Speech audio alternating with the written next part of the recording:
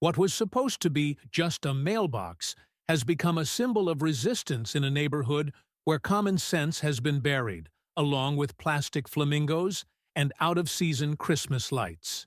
Seriously, I swear to all that is holy that I never thought cast iron would cause so much emotional collapse in a single human soul. But it did. I moved to this neighborhood because, in theory, it was quiet, tree-lined, and had that close-knit community feel. You know the kind? Children riding their bikes, old people tending their rose bushes, the odd Sunday barbecue, and, of course, that disgrace disguised as a benefit. The Residents Association, HOA, for those who like to talk pretty. But behind the rules and keep your grass cut to 7 centimeters leaflets lurked the real villain of the story, the president, the woman who seemed to have given up a promising career as the head of a concentration camp to come and manage other people's lives in the suburbs. She showed up on my doorstep on the second day after the move, not with a cake or a welcome, but with a clipboard and a look that mixed boredom with superiority. "That mailbox isn't up to association standards." That was the first thing she said. I was still with the moving truck pulled over, the box stacked in the living room, and she was standing there, pointing at my iron monument, as if it were an architectural heresy, an offense to the decorative spirit of the neighborhood. I almost laughed in her face, because yes, that box was out of the ordinary, a black, heavy, imposing block of iron that I had had custom-made after years of being the victim of weekend vandals in my old neighborhood. It could withstand anything from bored teenagers to tropical storms. And apparently, it was also capable of knocking over inflated egos. The woman went berserk. She started with mild threats, fines, warnings, disciplinary action. When she realized that I wasn't going to take the box away, she escalated. She sent letters every week. She took photos. One time, I arrived, and she was standing across the street wearing binoculars as if she were spying on a terrorist cell. She was obsessed. That box became her personal hell. Then you think, well, one day she'll get tired of it. But no, she decided that if I didn't take the box, she was going to take it herself. It was a Tuesday morning, a beautiful day, bright sunshine, birds singing, and me inside with a cup of coffee in my hand, when I heard a bang. You know that noise that makes your stomach turn? Like when you drop your cell phone in the toilet, or when you see your boss calling you in for a quick meeting? Well, I ran outside thinking it was an accident, maybe a car. I don't know. What I see is the woman slumped over, screaming, with her leg at an angle that certainly wasn't the association's standard, and my mailbox there, intact, not bent, not scratched, nothing. It even looked as if she had tried to pull Excalibur out of the ground with her bare hands and been punished by the gods of common sense. And of course, the drama, the show, because the physical pain was real, but the humiliation was what tore her up inside. The neighbors began to leave, curious. Some held back their laughter. Others feigned compassion. Some even brought ice, but no one dared comment on the obvious. She was trying to destroy private property with her bare hands, in broad daylight, in plain sight. But you know what's worse? She still tried to blame me. The ambulance arrived in record time. I doubt it was a coincidence. This woman probably already had the number on speed dial, because the victim pose was set up right there, in the middle of the pitch, with fake tears and screams worthy of a Mexican soap opera. Me, with my arms crossed, just watching the circus go down in flames, literally trying to understand if I had entered a parallel dimension where my sense of the ridiculous had died and been cremated. She shouted to the paramedics that her leg was broken, and it was, but in between moans, she found time to shout my name and accuse me. "He set it up. That box is a trap. It's illegal." I almost choked with laughter. An iron mailbox, screwed into the ground with 4 industrial screws, has now become a trap. I needed a camera, a documentary. That was Oscar material. And the neighbors? Oh, the neighbors were torn between shock and embarrassment. There was one who whispered, "Well done," another who asked if she could film, and there she was, the great vigilante in uniform, on the ground with her leg bent and her dignity dragged into the gutter. The paramedic had to ask her to stop talking so much, because she wouldn't let him immobilize her leg. She kept insisting that I was a criminal, an outlaw, the bin Laden of letterboxes. When they took her away, the silence that remained in the block was almost therapeutic. I stood there looking at my box as if it had won a war. Because, deep down, she had. Not only had she withstood months of persecution, she had even sent the woman to the operating room. And that without moving a muscle. A mailbox more efficient than any lawyer. But of course it didn't end there. The soap opera had only just begun. 2 days later, I receive an informal summons, a note left on my doorstep by another member of the association, asking for an emergency meeting with the Neighborhood Ethics Committee. I'm serious. Ethics Committee. Because of a mailbox. Because now, according to her, the box was a risk to public safety. I wondered what the next step would be. To have all the lampposts removed, because someone had stumbled drunkenly on a sidewalk. I went to that meeting, more for fun than out of obligation. I sat there, in that little room with the stained carpet, musty smell and cold coffee. In front of me, there were 3 old men and a lady who looked like she'd had Botox, all with briefcases and funeral faces. They looked at me as if I were a walking danger. The first sentence was, "Mr. Martins, your mailbox has already caused serious injury." I replied with the only thing possible. She tried to pull it out with her bare hands, and lost to gravity. They didn't like that. They talked about community responsibility, about aesthetic harmony, about, I don't know, the energy of the place. One of them even mentioned feng shui. I kept waiting for someone to pull out a crystal. The level of collective delirium was so high that it was like a cult meeting. The box, they said, broke up the visual harmony of the street. I asked if it was uglier than a woman screaming on the ground with her leg bent backwards. Silence. I left the meeting with another formal warning, another letter, a poorly formatted printed PDF that said I should consider replacing my box with a model more friendly to the neighborhood's aesthetics. In other words, those plastic things that topple over in the wind and turn into an ant's nest. I replied with another, more direct letter. The box stays. Any attempt to remove it will be considered vandalism. I signed it with my name and attached a photo of it, glorious, sturdy, with a new sticker I'd stuck on it. This box survived Karen. And you? Apparently, that letter made it to the hospital. Because a few days later, I got a call. It was her. It was her. She called straight from her hospital bed, with her leg in a cast, to swear at me. But this time, the tone was different, less arrogant, more aggressive, with a hint of disguised shame. She tried to sound rational, saying that she just wanted to maintain the standard of the street, that everything she did was for the common good. But then she blurted out, "You could have avoided all this." Then I froze. I couldn't stand it and replied, "You threw yourself into a war against an iron box. If anyone should have prevented anything, it was you and your mania for control." She hung up on me. I laughed so hard that I nearly knocked over my coffee.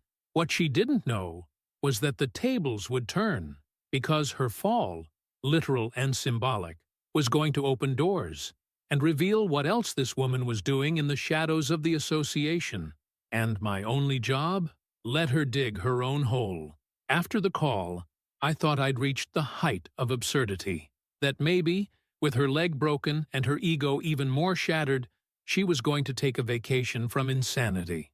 But no, the problem with people who believe too much in their own authority is that, even on the ground, with their leg bandaged and their reputation in ruins, they still think they have control over everything. Over the next few days, the letters stopped. What started to arrive was worse. First, a notice from the HOA saying that I was under investigation for community nuisance, disruption, because my box didn't collapse when a 60-year-old woman tried to CrossFit with it in the middle of the morning. Then there was the icing on the cake, an anonymous complaint to the city's building department. They claimed that I had installed a metal structure without permission, with the potential to cause serious injury. They used exactly that phrase. It looked like I had set up a guillotine in the middle of the yard. And then you see, the creature was lying in a hospital bed, but typing a report with his elbow. He had no limits. And, as if that wasn't enough, the stares started. I realized that something had changed. Those neighbors who used to laugh along with me now looked away. One or two even gave me that, "I'm on your side, but I can't get involved" look. Typical behavior of people who are afraid of losing the right to hang their 4th of July flag. It seemed that the box had become a symbol of rebellion, of resistance against a system, and that frightened too many people used to keeping their heads down. And of course, like any good suburban story, someone had to show up with a petition. A man I had never seen before in my life, who looked like he wore a polo shirt to bed, approached me. He said that they were trying to resolve the situation peacefully, and that my collaboration was essential. I asked him if he was going to pay the costs of the legal proceedings that the association would probably take when I counterattacked. He swallowed. He never came back. The situation reached such a ridiculous point that I received an email, that's right, an official email, asking me to cover my box with a tarpaulin while the evaluations by the association and the town hall were not finalized. Like a metal burqa, so as not to offend local sensibilities. I didn't reply. I simply went to the junkyard, bought a rusty ship's chain, and wrapped it around the base of the box, just for fun. I fastened it with a padlock and put a little sign on it. Danger. Karen's emotional structure collapsed in this place. This spread through the neighborhood WhatsApp group faster than divorce gossip, and that's when things took a turn for the worse. One day, on my way home from the market, I saw a car stopped in front of my house. A black sedan, tinted windows, with two guys who looked like they'd stepped out of a suburban mafia movie. One of them gets out and introduces himself as the association's legal advisor, consultant. I thought it was chic. He said that the HOA was considering taking more serious legal action if I continued to defy the community rules.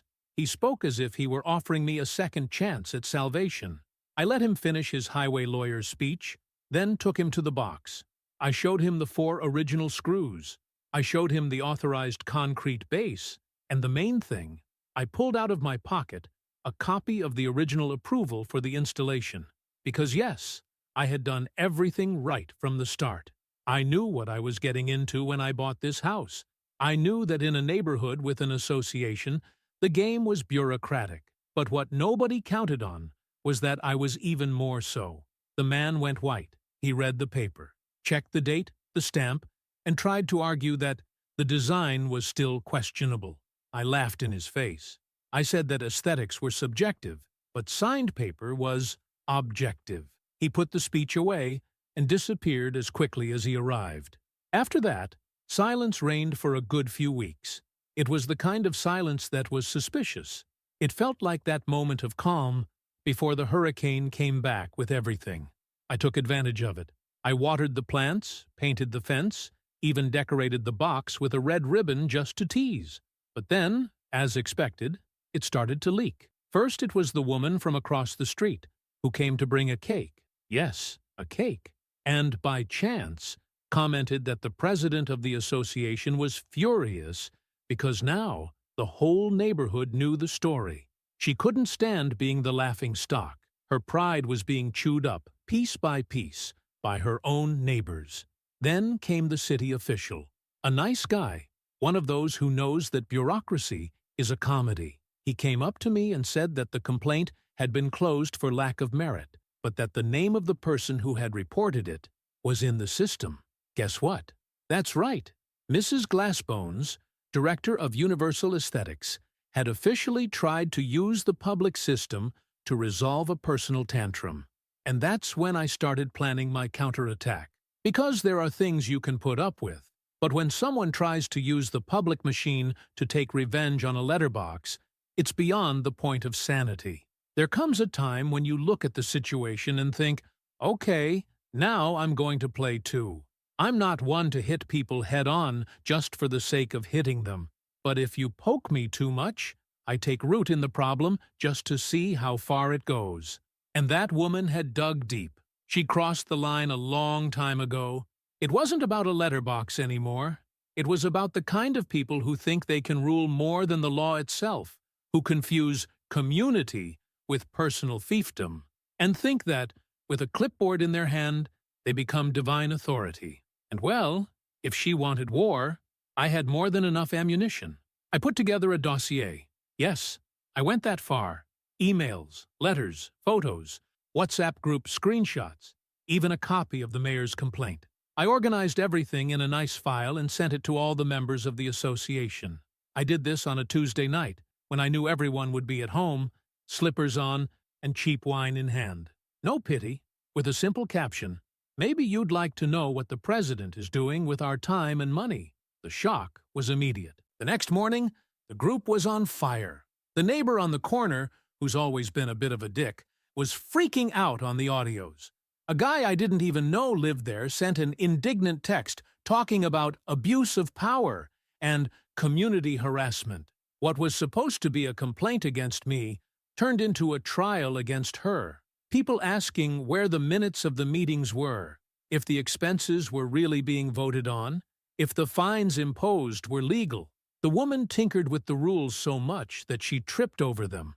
And then, of course, the inevitable happened. An extraordinary meeting, called by pressure from the residents themselves, to discuss leadership conduct. And she went. Even with a crutch, she went, made a point of appearing as a martyr, with that poor face that no longer stuck. She tried to talk about order and responsibility, but no one bought it. With every sentence came questions, demands, and accusations. Someone said that she had threatened her son for leaving his skateboard on the sidewalk. Another said that she sent anonymous letters suggesting that neighbors reduce the noise from the dogs. That's where she sank for good, because she started picking up dirt from everywhere. They discovered that she had fined people without a vote, that she manipulated dates, that she applied rules where they didn't exist just to silence those she didn't like. And the final blow came when someone, bless their heart, brought an audio of her saying that certain people should move out to keep the neighborhood up to standard. And those certain people included Black, Latino, and immigrant families. The mask fell and hit the ground with a thud that echoed throughout the neighborhood. The same week, she was ousted. They took away her position, canceled the undue fines, and opened an internal audit. The funniest thing? The mailbox stayed, sovereign, intact, and it even gained fame. People came from other streets to take pictures. They put stickers on it. One child wrote a little note and stuck it on. Brave box. It was surreal. It became a symbol of resistance against the tyranny of forced aesthetics. She, of course, tried to appeal. She said she was going to sue, that she was going to expose everyone, that she was the victim of a conspiracy. But no one listened anymore. The woman became a joke. She passed in the street, and people whispered. What used to be respect became debauchery. All that posing became just another funny story we told at the barbecue. And what about me? I sat in my garden chair, looking at the box and thinking, all this for you, my daughter. But the story also had an epilogue. A few months later, I sold the house. Not because I was pressured, but because I wanted to. It was good enough. I had fulfilled my mission there. Before I left a note inside the box. A simple one. Don't try to remove it. She's brought down worse people. And I left with the pleasant feeling of having beaten the kind of people who live to regulate other people's lives. The kind who think that community is synonymous with submission. The truth is that no matter how loud someone shouts or how many forms they print out, there will always be an iron mailbox, ready to remind you that not everyone bows their head. And if you think that's an exaggeration, friend, it's because you've never lived near one of these. But one day, you will. And when it does, I hope it has a strong box. Literally. Because sometimes that's all you need. Don't forget to leave your like and opinion here in the comments. Until the next video,